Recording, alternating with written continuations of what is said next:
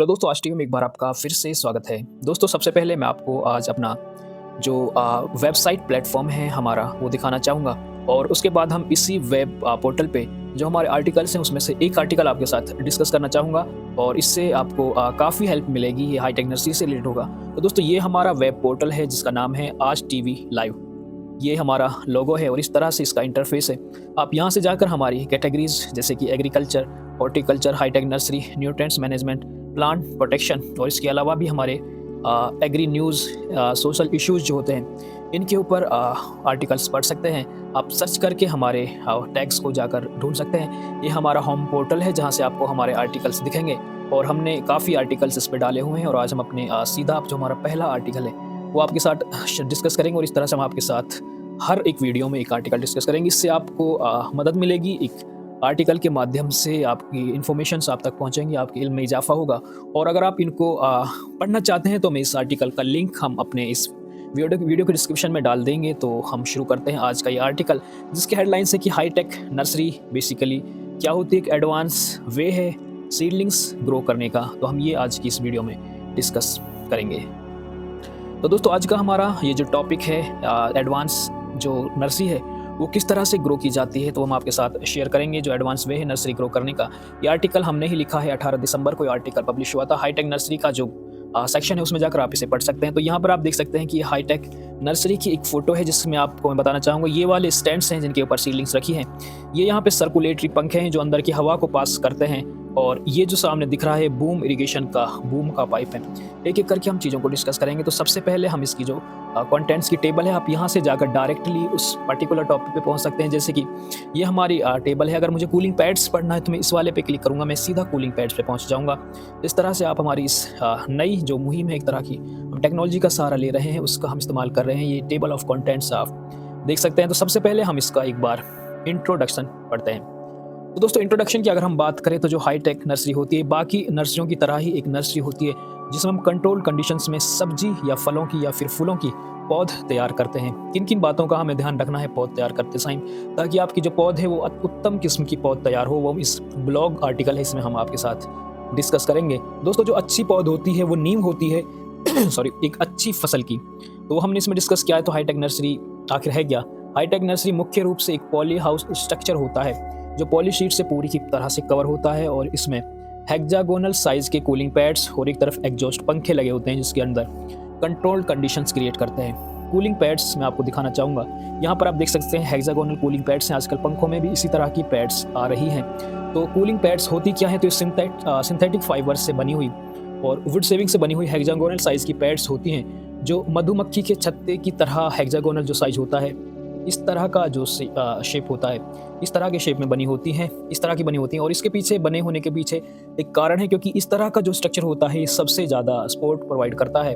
और दूसरा दोस्तों, ये गैल्वेनाइज्ड पाइपलाइंस इसके अंदर डली होती हैं और सीमेंटेड टैंक से ये कनेक्ट होती हैं और इस प्लास्टिक का टैंक होता है जिससे लगातार पानी इसके अंदर गिरता रहता है।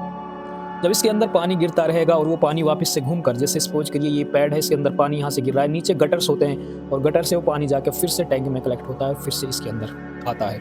इसके बाद दूसरे एंड पे जो हाईटेक नर्सरी होती है उसके दूसरे एंड पे एग्जॉस्ट फैन इस तरह के बड़े बड़े पंखे लगे होते हैं और इसमें यहाँ पर आप देखेंगे तो एक शटर होता है। जब ये पंखे बंद हो तो ये शटर बंद हो जाता है और जब ये चलते हैं तो ये शटर खुल जाता है। इससे हवा दूसरी तरफ जाती है और ठंडी हवा को ये बाहर निकालते हैं। एक आधे एकड़ के स्ट्रक्चर में 8 से 10 पंखे लगे होते हैं जो हवा को बाहर फेंकते रहते हैं। एक हाईटेक नर्सरी में इस फैन पैड सिस्टम का क्या काम होता है कि हम इससे 2 पैरामीटर से कंपोनेंट्स को कंट्रोल कर सकते हैं, तो टेम्परेचर को और दूसरा रिलेटिव ह्यूमिडिटी यानी कि आर्द्रता को।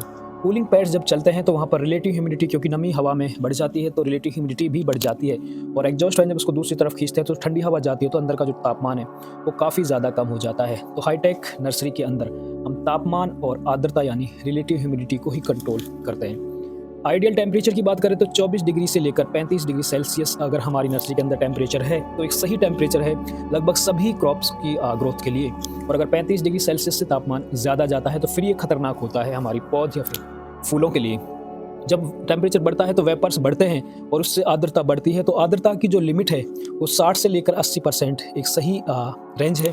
अगर 40% से नीचे जाती है तो प्रॉब्लम क्रिएट करती है और अगर 80% से ऊपर जाती है तो भी प्रॉब्लम क्रिएट करती है। अगर 80% से ऊपर जाती है तो न्यूट्रिएंट्स का जो अपटेक है वो बंद हो जाता है और कुछ फंगल कंटामिनेशंस जैसे डैम्पिंग ऑफ आने शुरू हो जाते हैं। ये रिलेटिव ह्यूमिडिटी को बनाने के लिए हम फॉगर्स का जनरली इस्तेमाल करते हैं और फॉगर से हम फॉग बनाकर गर्मियों में अप्रैल मई के महीने में ह्यूमिडिटी को कई बार बढ़ाने का काम करते हैं। धूप को रोकने के लिए ऊपर की तरफ शेड नेट लगे होते हैं। सूरज की जो रोशनी है उसको ये शेड नेट आने नहीं देते और इस तरह से वहाँ पर छांव रहती है, धूप नहीं रहती है। शेड नेट दोस्तों जनरली हरे, सफ़ेद और सिल्वर कलर के होते हैं, पर सिल्वर कलर का एल्यूमिनेटेड जो नेट होता है ये काफ़ी अच्छा होता है और इसकी जो एफिशिएंसी है काफ़ी ज़्यादा होती है। एफिशिएंसी की बात करें तो इसकी एफिशिएंसी 50 से 75% के आसपास वेरी करती है।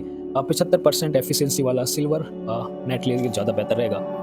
पानी या फिर इरिगेशन का जो काम होता है वो बूम इरिगेशन से होता है, यानी कि बूम इरिगेशन सिस्टम होता है। किस तरह का दोस्तों जनरली दिखता है कि हमारे पास एक पाइप के ऊपर काफ़ी सारे नोजल्स लगे होते हैं और उसमें इस तरह का ये कौन बनाते हुए पानी नीचे की तरफ आता है और ये हमारी पौध के ऊपर फैलता है। इस नोजल से भी ऐसे पानी नीचे की तरफ आता है और इस नोजल से भी ऐसे इस तरह पानी नीचे की तरफ आता है। तो ये कौन बनाता है और यहाँ पर ये सारा का सारा सरफेस एरिया कवर करते हैं। बराबर बराबर बारीक पार्टिकल्स में पानी लगता है और इससे हम फर्टिगेशन भी कर सकते हैं। इसी पानी के साथ हम वेंचुरी की मदद से पानी लगा सकते हैं। इसके अलावा दोस्तों आप हाईटेक नर्सरी से रिलेटेड अगर आपको और ज़्यादा जानकारी चाहिए तो हमारा एक चैनल है यूट्यूब पर जिस पर आप ये वीडियो देख रहे हैं। इसके अगर आप प्लेलिस्ट को जाकर सर्च करेंगे तो हाईटेक नर्सरी से रिलेटेड आपको और भी ज़्यादा इन्फॉर्मेशंस इस चैनल पर मिल जाएंगी। तो उम्मीद करेंगे दोस्तों आपको हाईटेक नर्सरी से रिलेटेड ये आर्टिकल जो हमने एक वीडियो की फॉर्म में आप तक पहुँचाए अच्छा लगा होगा।